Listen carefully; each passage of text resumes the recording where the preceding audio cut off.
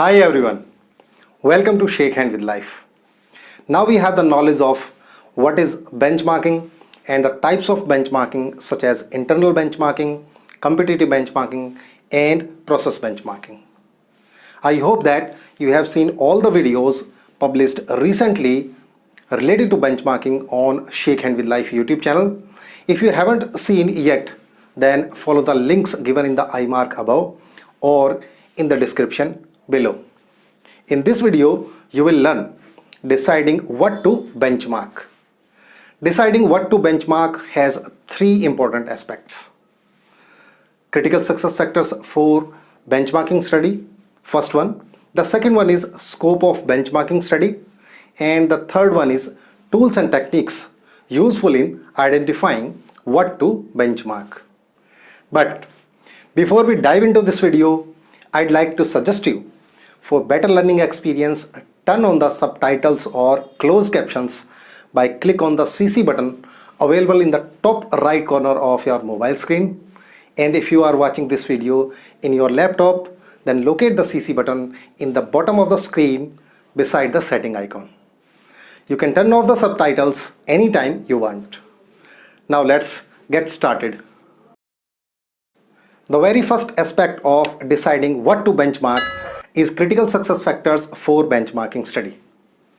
When deciding what to benchmark, it is best to begin by thinking about the mission and critical success factors for benchmarking. Virtually, benchmarking can be applied to any business or production process. Improvement to best-in-class levels in some areas will contribute greatly to market and financial success, whereas improvement in other areas will have no significant impact. Most organizations have a strategy that defines how the firm wants to position itself and compete in the marketplace. This strategy is usually expressed in terms of mission and vision statements. Check out the links in the I mark above and in the description below for the videos on mission and vision statements. Supporting mission and vision statements is a set of critical activities which the organization must do to realize its vision successfully. These critical activities often referred to as critical success factors. Critical processes are usually made of a number of sub-processes. For instance, take the case of two insurance organizations. The chairperson of the first expresses the organization's vision as becoming the easiest in the industry to do business with. He wants to sell customers all their insurance needs by emphasizing speed of writing policies and an outstanding level of customer service. Hence, the critical success factors in this case could include a 24-hour insurance service, a short-term insurance policy for a day or for 24 hours only, 800 toll-free number service, fast payment of claims, database systems that can relate information on all policies held by each customer, and reduced cycle time. In this case, benchmarking customer service processes would have a substantial impact on the vision of the organization. The chairperson of the second organization admits that his organization is only an average performer in terms of customer service, but he intends to reduce the cost of insurance through excellent investment performance. Here the focus is to reduce the cost of insurance by increasing investments in the organization through insurance. Because today's premiums are invested to pay tomorrow's claims, higher earnings from investments would allow the organization to charge less.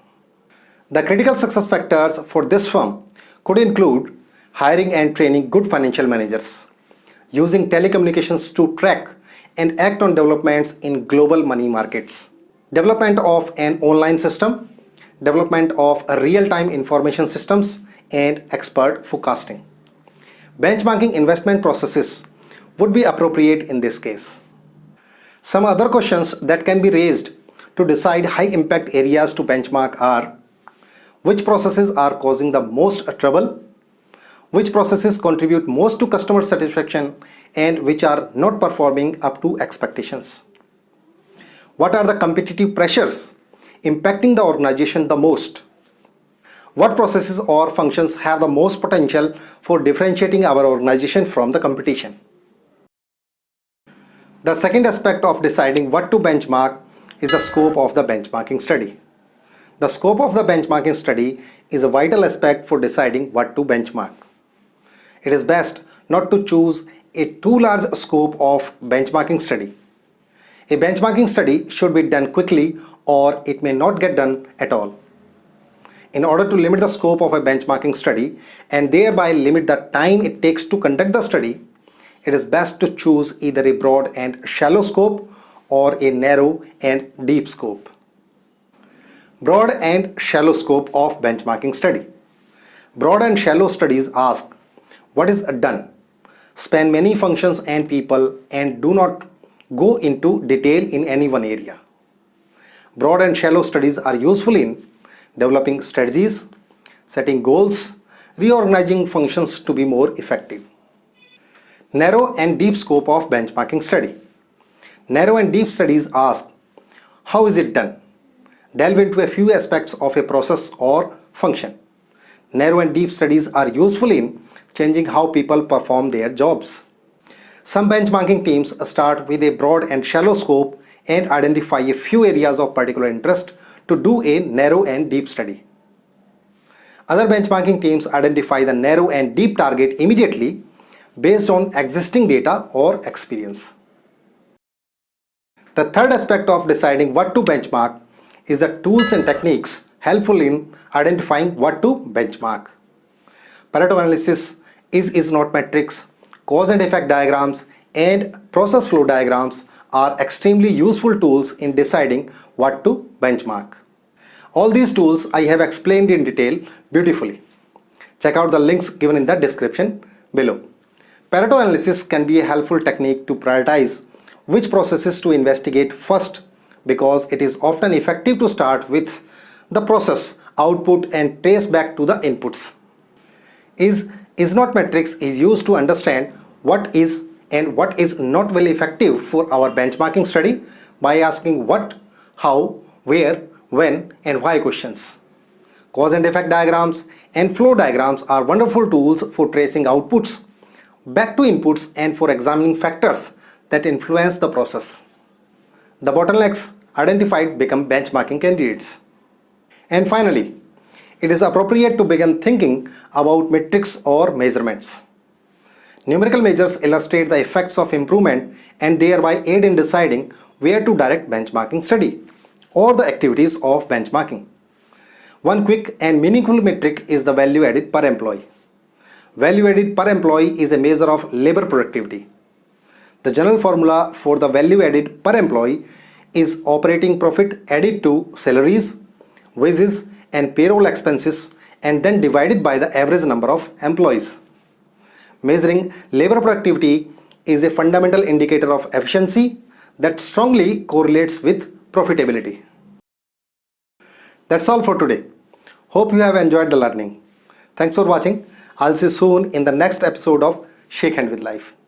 Hit the like button and share this video with your friends and colleagues. Do write your feedback in the comment box below. And don't forget to subscribe Shakehand with Life YouTube channel and hit the bell to get the notifications of my latest videos.